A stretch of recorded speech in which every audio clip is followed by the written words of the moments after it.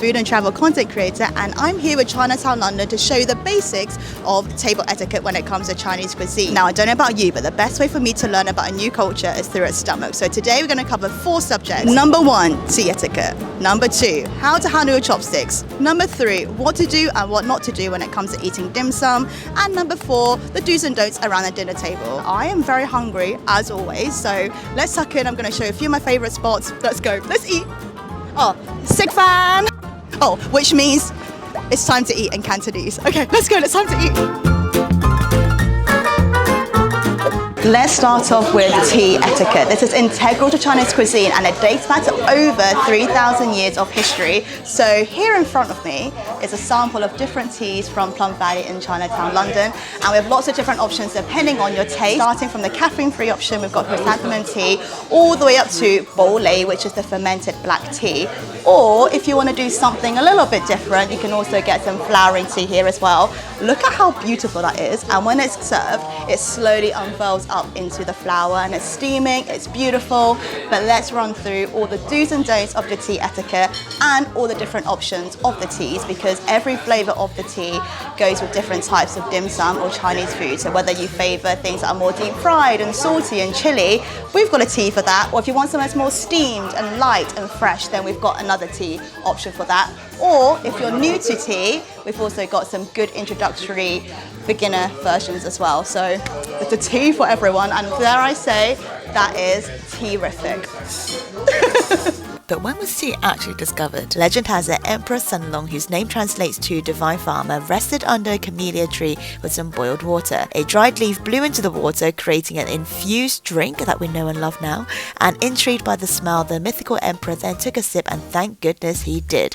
Nowadays, China's tea can be enjoyed across 6 categories: green tea, black tea, oolong tea, white tea, yellow tea, and dark tea. Okay, starting with Chrysanthemum. This is a light refreshing herbal tea and it's caffeine free. So the blossoms are placed in boiling water for 5 minutes. This is best served with steamed dim sum dishes. Moving on to Jasmine tea, Henpin, arguably one of the most commonly known and one of the most popular teas served. Jasmine tea is mild, light and floral flavored and is a good tea to start with for beginners new to Chinese tea drinking. It's a good all-rounder and goes with a lot of different types of dishes. We now have some Oolong ta. Oolong is a semi-oxidized tea that sits in the middle between green and black tea, though it doesn't fall into either one of these categories. It's suitable for all dishes, but particularly goes well with salt and spicy food. Now we have Pu-erh, which is ta. This is a post-fermented black tea with rich aromatic and much stronger flavors with an acquired taste. It's one of the most traditional teas to serve with dim sum, but particularly helps to cut through some fatty, rich and starchy foods. Okay, now moving on to 8 tea etiquette tips to take with you on your next visit. Etiquette number 1. Never leave a teacup empty or pour it to the brim, but instead fill it to 70-80% full. Having the teacup empty is considered to be rude, and having it too full means it's going to be hard for your guests to drink it. Etiquette number 2. Put your index and middle fingers together and tap on the table to signal a silent thank you when being poured tea. You might see this finger tapping movement at a dim sum restaurant or Chinese restaurant setting. This is known as the finger kowtow, a finger bow that represents the deep respect from kneeling and bowing. There are many legends of its origins, but one popular version of this practice originated when Emperor Oolong travelled in disguise to a tea house with his court companions. To remain anonymous, he also took his turn to pour the tea, but bowing and kneeling to say thank you would reveal the emperor. So as an act of quick thinking, his companions tapped their fingers onto the table instead, with each one to represent a bowed head and kneeling legs. Nowadays, it's a silent gesture with diverse meanings, including say thank you to the pourer, the tea is enjoyable, and or a signal that is enough tea in the cup. Etiquette number 3. When being poured tea, receive the teacup with both hands to show respect. And etiquette number 4. Similarly, when serving tea to guests and or elders, serve the cup with both hands as a gesture of respect. Etiquette number 5. When serving food with tea, these should first be placed in front of the guest with the teacup to the right hand side. Etiquette number 6. Make sure the teapot isn't facing the guest, is considered to be impolite, but instead have it face outwards. Etiquette number 7. Don't drain your teacup all in one go. Savour it slowly and let the tea help digest the meal. Etiquette number 8. Rest the lid of the teapot against the handle if you want to gesture to the servers for a hot water top up for your tea.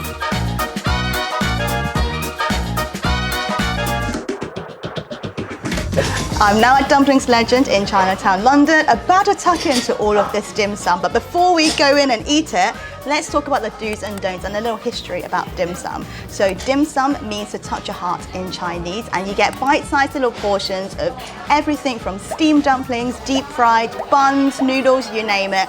We've got it. There's an alternative name for dim sum as well. So we call it yum cha, which directly translates to drink tea. So you know earlier we mentioned about how tea is so integral to Chinese cuisine. Well, sometimes we even just call the whole act of dim sum, let's go yum cha, let's go drink tea instead. And dim sum is meant to accompany the tea because this is the main character. I'm going to show you everything that we've got and then run through all the do's and don'ts when eating dim sum. There's a reason dim sum is so loved around the world, and not only is it an art form in itself to create and absolutely delicious, but the custom is also rooted in history and now a way of uniting friends and families over a fantastic meal. Dumplings Legend currently has a black truffle dim sum menu, so I've got some black truffle, prawn chen fan, and they have loaded it up as well. Viv's already tucked in and she said it's really elevated the dish, so I can't wait to eat. Oh my gosh, if you love truffle and you love prawns, the truffle here is like, it's very generous of it, but it doesn't overpower the prawn too much either, so you still get like that fresh plump prawn, and then those like strong aromas of the truffle coming through, and the slippery rice noodle. I'm not even going to add chili oil, it's that good. Come here and get it if you love truffle and prawns and dim sum. According to myths, this tradition traces all the way back to the Song dynasty, where weary travellers along the Silk Road would stop off at small tea houses for a drink and a rest. After discovering tea would aid digestion, the small businesses acted fast and started serving small light bites to accompany the hot drink. Now, these small bites have turned into a huge weekly feast enjoyed all over the world. When it comes to Chinese food, we commonly eat it family style, so we don't tend to order individual dishes, but we just like to order a bunch of different things and all share it together, because sharing is caring, and it's right up my street because that means there's more for me to try, more for me to eat. But there's a few things to note as well. When you have a bunch of dishes in front of you, make sure to only reach for the things directly in front of you first, and then you can share it around rather than like reaching across the table and grabbing something further away from you, because that's considered impolite. In Chinese culture, it's so important to respect our elders, and that translates across to the dinner table as well. So before you serve yourself, always make sure to serve your elders. Viv, would you like a truffle? Yes, please.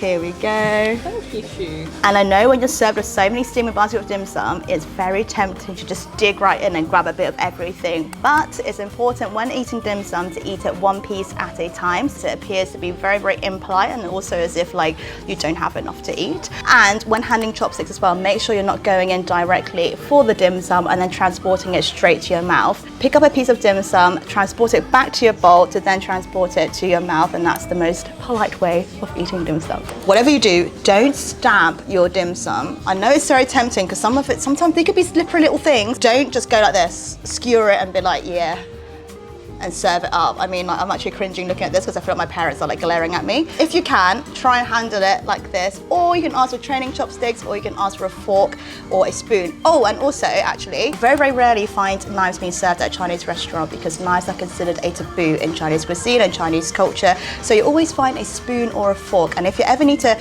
share any bits of food, then you typically would use your chopsticks or a spoon and a fork to divide it. Now that we're finishing up the meal, we've got one bite of everything left in the basket. It's tempting to be like, soup dumplings are my favourite, I'm going to just keep this to myself, but don't do that. Always serve it to everybody first and offer it to everyone else. So Viv, would you like the last dumpling? Oh, yes, please. Thank you. You never know. And it's polite. Always think about others first before yourself. Think of their stomachs first before your stomach. And now I can tuck in. If you frequent Chinese restaurants, you may see a common scene of people fighting for the bill, and it looks like they're fighting, but actually it is also part of the do's and don'ts of Chinese cuisine. We love a little like, oh, I'll pay for it, no, you don't pay for it. If you see this, we're not actually fighting, it's just like a playful little way of wanting to treat one another. So, ready? 唔好同我爭，唔使啦，唔使今次我請啊嘛，今次我請，你上次請咗啦，今次我請 ，no no no no no， 到你唔好咁啦，唔好啦，哎呀！ I hope you're hungry because we're going into our third and final stop of this Chinatown London food tour.